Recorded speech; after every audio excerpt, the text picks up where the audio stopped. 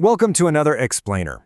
Today, we're tackling a situation every single driver absolutely dreads. Picture this. You've got your coffee in one hand, you're rushing out the door for a big morning meeting, or hey, maybe you're just trying to get the kids dropped off at school on time.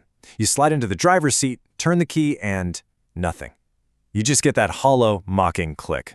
Boom. Your entire morning commute is completely derailed by a dead vehicle. It's incredibly frustrating, right? And honestly, a bit stressful. Well, today, we are going to walk through a comprehensive roadside survival guide tailored specifically for this exact scenario. This question right here, it triggers an immediate feeling of panic for so many of us. And you know what? That sinking feeling in your stomach is entirely justified, especially if you happen to find yourself stranded on incredibly busy local Texas roads like I-35 or FM 3009. Cars are literally flying by. That schedule you had planned is totally out the window, and suddenly you are incredibly vulnerable. But don't worry, because understanding exactly what's happening and knowing the precise steps to take can completely transform this moment of panic into a smoothly managed inconvenience. Okay, let's dive right into this. Here's our roadmap for today. 1. When your car dies. 2. Diagnosing the common culprits. 3. Immediate safety steps. 4. Comparing your rescue options. And 5. The local towing advantage. Basically, this guide is designed to take you from that initial shock of a breakdown all the way to a secure, safe resolution. Starting off with Section 1, when your car dies and the reality of a roadside breakdown. Out on the road, a mechanical failure doesn't just happen in a vacuum. It is heavily compounded by external factors, particularly if you're dealing with severe, unpredictable Texas weather and heavy, high-speed traffic. These elements take a simple mechanical glitch and rapidly escalate it into a high-stress, potentially dangerous situation. In these moments, clear thinking and fast action protect your vehicle investment and ensure your personal safety. You see, the moments right after your breakdown are absolutely critical. Why does this matter so much? Well, because human instinct often pushes us to make poor decisions when we're panicking.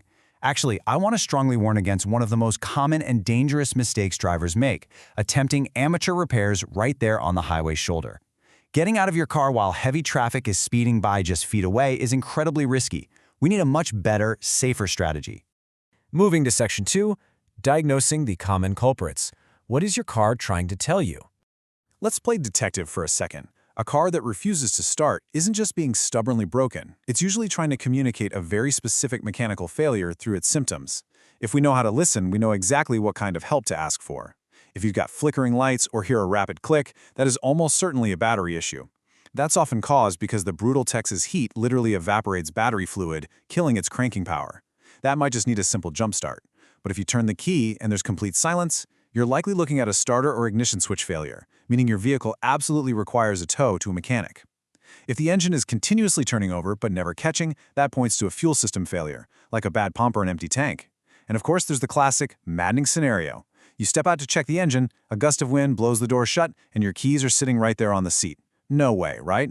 In that case, you need prompt lockout service so you don't damage your window trying to get back in. Which brings us to Section 3, immediate safety steps. Surviving the crisis environment. Because of the immense physical dangers out there, from sweltering cabin heat that can reach dangerous temperatures in minutes during a Texas summer, to the constant peril of distracted drivers drifting out of their lanes, we have to execute a precise survival checklist.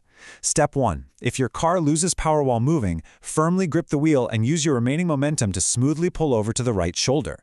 Step 2. The instant you are out of the active lanes, immediately activate your hazard lights so you're visible. Step 3. Deploy flares or warning triangles if you have them, and this is absolutely crucial, only if you can deploy them safely without stepping into active traffic. And finally, Step 4. Stay inside, lock your doors, and keep your seatbelt fastened. Do not make any calls for help until you've secured your physical safety through these steps. All right, Section 4, comparing your rescue options. Who do you actually call?